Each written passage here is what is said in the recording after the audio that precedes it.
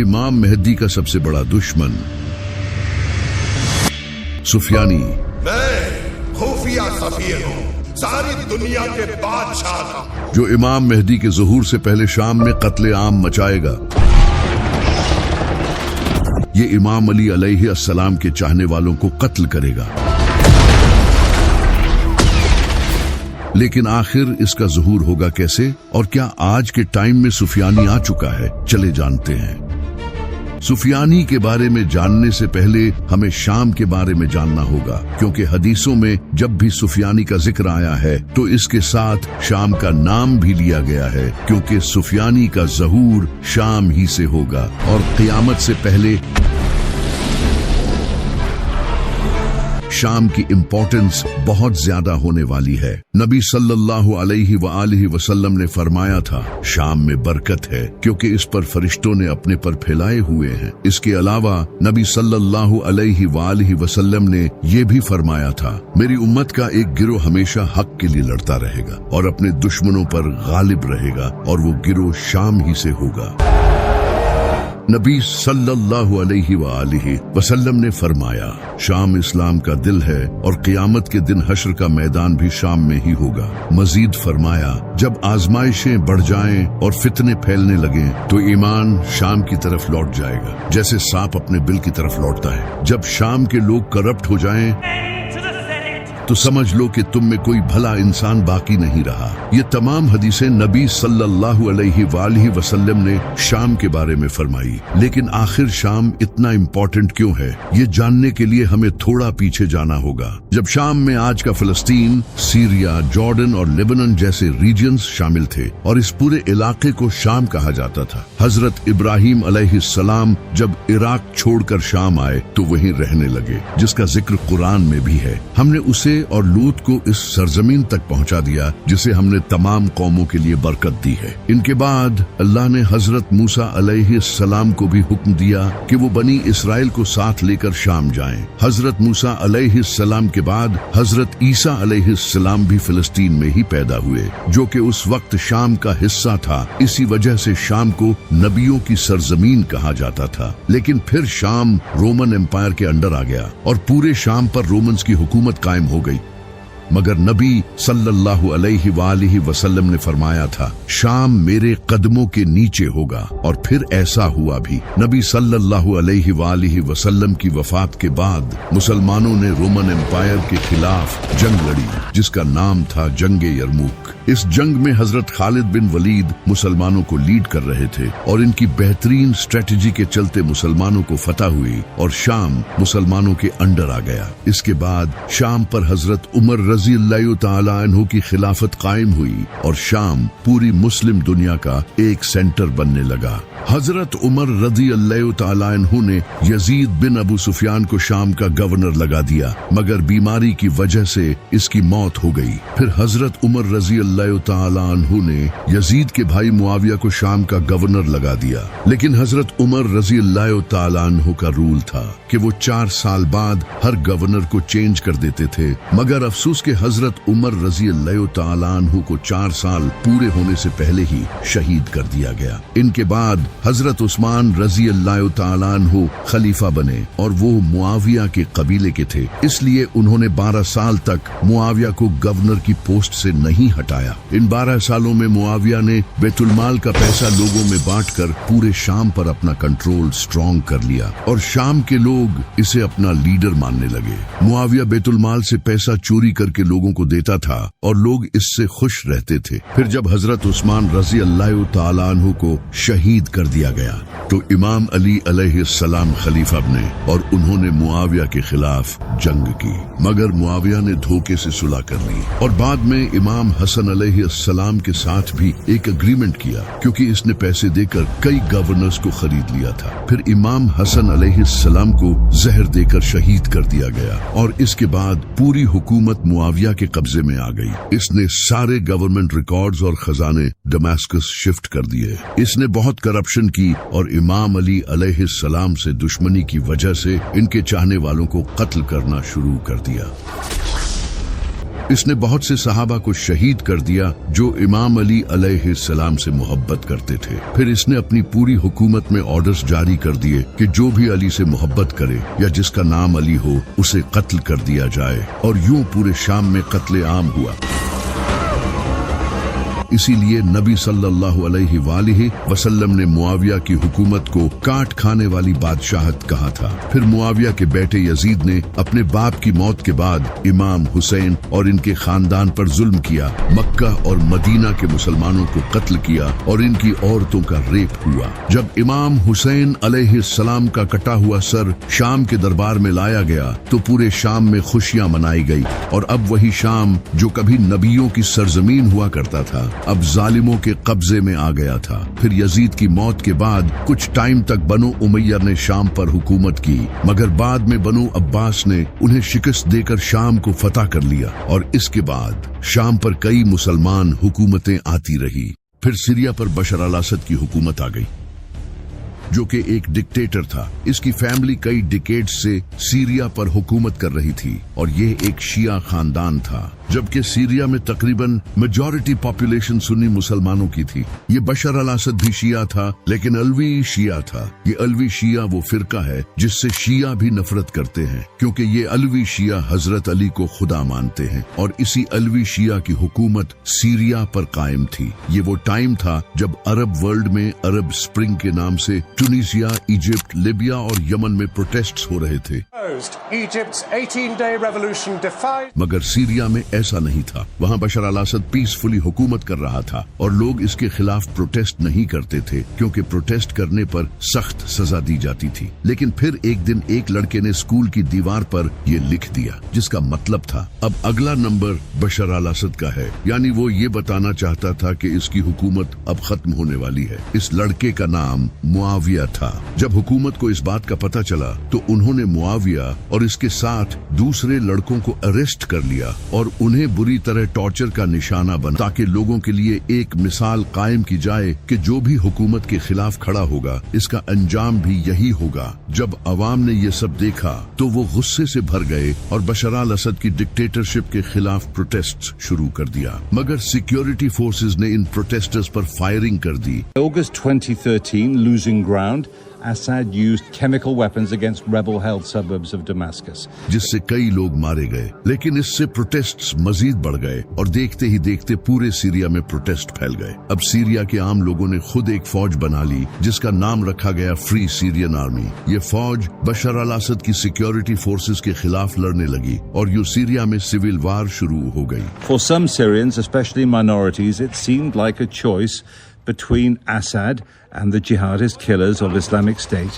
जब ये खबर दुनिया भर में फैली तो हर कंट्री ने अपने इंटरेस्ट के लिए इसमें इंटरफियर करना शुरू कर दिया। ईरान और रशिया बशर अल असद के साथ खड़े हो गए, क्योंकि ईरान चाहता था कि सीरिया में शिया हुकूमत कायम रहे, इसलिए ईरान ने इसको सपोर्ट किया। जबकि सऊदी अरब, कतर और टर्की इन रेबल्स को सपोर्ट कर रहे थे, क्योंकि वो चाहते थे कि सीरिया से शिया हुकूमत खत्म हो और वहाँ सुन्नी हुकूमत कायम हो। अब जाहिर है कि अमेरिका कैसे पीछे रह सकता था। अमेरिका ने सीरिया पर कंट्रोल हासिल करने का ये मौका देखा। अमेरिका चाहता था कि बशर अल असद की हुकूमत गिर जाए और वहां अपना कोई लीडर बिठाया जाए। इसी वजह से CIA ने रेबल्स को वेपन्स देना शुरू कर दिया और उन्हें बशर अल असद के खिलाफ प्रॉपर सपोर्ट दी। इसी दौरान आइसिस ने भी मैदान में एंट्री मारी और इसने भी बशर अल असद के खिलाफ जंग शुरू कर दी। इसके बाद पूरा सीरिया जंग का मैदान बन गया।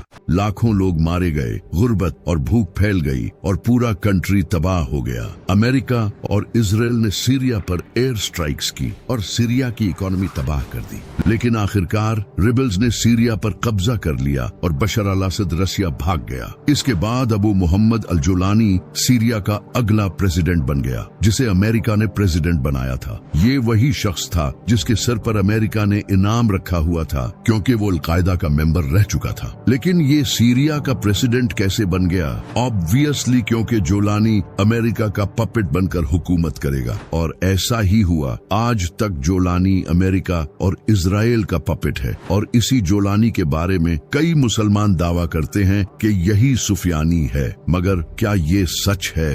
इसके लिए हमें हदीसों की किताबें खोलनी पड़ेंगी। इमाम जाफर सादिक अलैहिस्सलाम ने फरमाया था, सुफियानी की शक्ल और करतूत अपने बाप और दादा की तरह होगी, यानी जिस तरह मुआविया और यजीद ने अहले बैत के चाहने वालों का कत्ले आम किया था।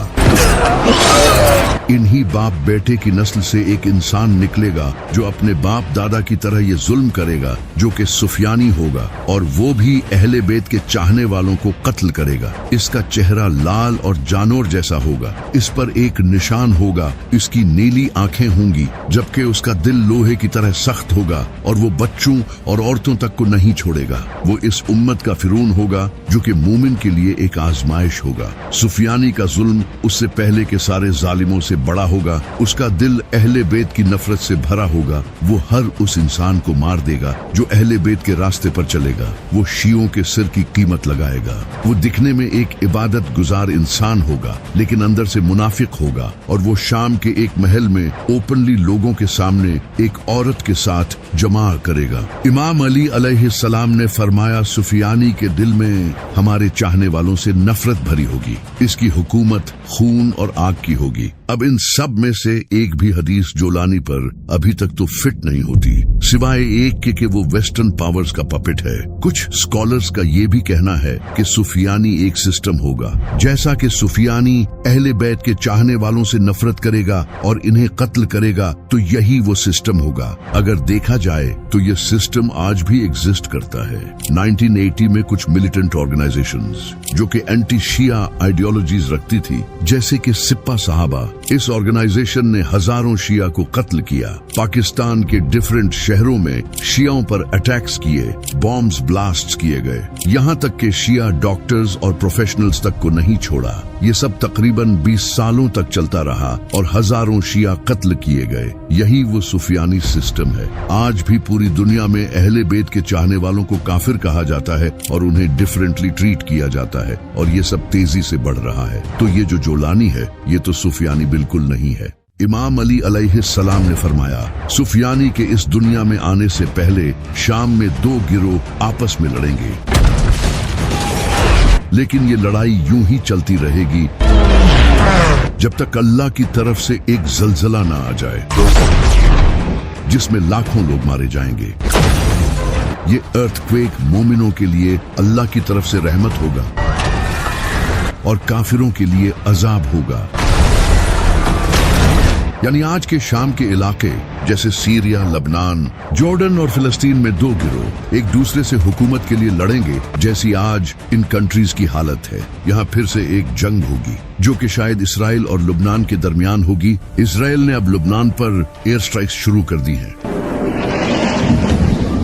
Following further Israeli strikes on southern Lebanon, क्योंकि लबनान उनके ग्रेटर इसराइल का ही पार्ट है, तो इसराइल एक एक करके इन सारे कंट्रीज पर हमला करेगा, जिससे ये जंग छिड़ेगी। ये जंग काफी टाइम तक चलती रहेगी। फिर अल्लाह एक जलजला भेजेगा जिससे काफिर मर जाएंगे और उससे मोमिनों की मदद होगी। आप ये जानकर हैरान हो जाएंगे कि कई सिस्मोलॉजिस्ट्स ने ऑलरेडी वार्न कर दिया है कि इस रीजन में एक बड़ा अर्थक्वेक आ सकता है, क्योंकि दमास्कस, अलेपो और होम्स जैसे रीजन्स जमीन की डेड सी ट्रांसफॉर्म फॉल्ट पर लाई करते हैं, जो कि जमीन की मोस्ट एक्टिव टेक्टोनिक प्लेट्स हैं, जिससे फ्यूचर में एक बड़ा अर्थक्वेक आ सकता है। पहले भी दमास्कस में एक बड़ा अर्थक्वेक आया था जिससे काफी तबाही हुई थी। ये अर्थक्वेक भी इसी जैसा होगा। इसी अर्थक्वेक से अल्लाह मोमिनों की उस जंग में मदद करेगा। इमाम अली अलैहिस्सलाम ने फरमाया, इस अर्थक्वेक के बाद तुम लोग ग्रे कलर के घोड़ों पर सवार लोगों को देखोगे जिनके पास पीले झंडे होंगे। ये मगरिब से आएंगे और सीधा शाम में जाकर रुक जाएंगे, जिसके बाद कत्ले आम होगा।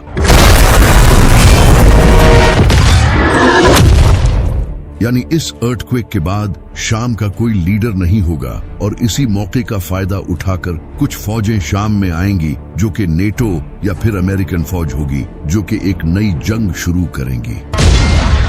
यहाँ घोड़ों से मुराद टैंक्स, जेट्स या फिर आर्म्ड व्हीकल्स होंगे जिन पर ये फौज आएगी और जंग करेगी, क्योंकि जेट्स ऑलमोस्ट सारे ही ग्रे कलर के होते हैं। फिर दमास्कस का एक गांव कोलैप्स हो जाएगा जिसका नाम हरास्ता होगा, जो कि शायद से बॉम्ब्स और एयर स्ट्राइक्स की वजह से तबाह होगा। इस गांव के तबाह होने के बाद एक वादी से एक इंसान निकलेगा और वो दमास्कस के मिंबर पर जाकर बैठ जाएगा। वो अचानक एक भेड़िया की तरह जाहिर होगा और वेस्टर्न पावर्स के साथ मिला हुआ होगा। इसके साथ ऐसे फौजी होंगे जिनके दिल लोहे की तरह सख्त होंगे, वही सुफियानी होगा। और फिर वो जुल्म करना शुरू करेगा। वो अपनी फौज को पूरे सीरिया में फैला देगा। इसकी आर्मी इराक में भी जाएगी और बगदाद और कूफा को कैप्चर कर लेगी। वो हर उस इंसान को मार डालेगा जिसका नाम अली, हसन, हुसैन या फातिमा होगा, यानी अहले बैत से मोहब्बत करने वालों को वो कत्ल करेगा। खून की लहरें आ जाएंगी और वो किसी भी एक मोमिन को नहीं छोड़ेगा। ये जुल्म 9 महीनों तक चलेगा। फिर एक दिन काबा के सामने इमाम मेहदी का ज़हूर होगा और कुछ लोग उनके हाथ पर बैत करेंगे, जो कि 313 लोग होंगे। जब सुफियानी को पता चल जाएगा कि मक्का में इमाम मेहदी का ज़हूर हो चुका है, तो वो दमास्कस में एक बड़ी आर्मी तैयार करेगा और उसे इमाम मेहदी के खिलाफ सीधा मक्का की तरफ भेजेगा। ये आर्मी दमास्कस से मार्च करती हुई मक्का की तरफ बढ़ रही होगी। पूरी दुनिया अपनी आंखों से देखेगी कि एक इंसान को मारने के लिए इतनी बड़ी फौज जा रही है। लेकिन तभी अल्लाह की तरफ से एक मुजज़ा होगा। जैसे ही वो आर्मी रेगिस्तान में बैदा नामी जगह पर पहुंचेगी, इसी वक्त वो जमीन में धंस जाएगी।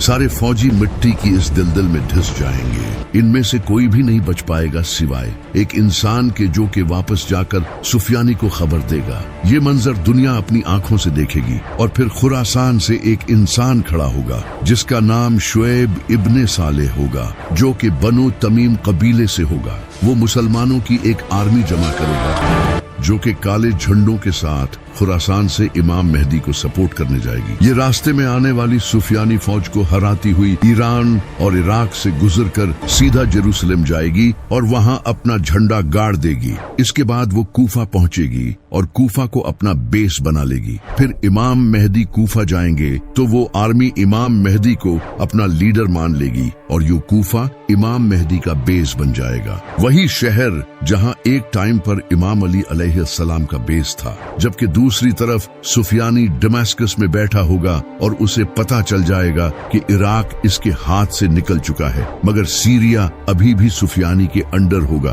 बिल्कुल इसी तरह जैसे इसके दादा मुआविया का कैपिटल था। एक तरफ इमाम मेहदी होंगे जो कि इमाम अली अलैहिस्सलाम की नस्ल से होंगे और उनका बेस भी इमाम अली अलैहिस्सलाम की तरह कूफा ही होगा, जबकि दूसरी तरफ मुआविया की नस्ल से सुफियानी होगा जिसका बेस मुआविया की तरह सीरिया होगा। एग्जैक्टली जंगे सफीन की तरह। सुफियानी गुस्से में आकर एक बड़ी फौज तैयार करेगा।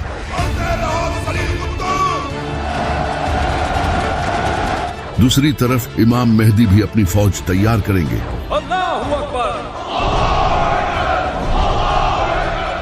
इस वक्त तक सीरिया या इराक तबाह हो चुके होंगे। इमाम मेहदी अपनी फौज लेकर दमास्कस जाएंगे जहां सुफियानी होगा।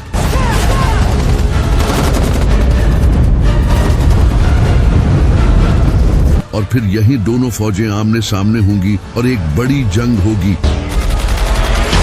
लाखों लोगों की मौत होगी और हर तरफ तबाही होगी। लेकिन इमाम मेहदी ये जंग जीत जाएंगे और सुफियानी की आर्मी खत्म हो जाएगी। सुफियानी ये देखकर वापस दमास्कस भागेगा, मगर इमाम मेहदी की फौज उसे पकड़ लेगी और इमाम मेहदी के सामने लाएगी। फिर इमाम मेहदी उसे खत्म कर देंगे और दुनिया पर हुकूमत करेंगे।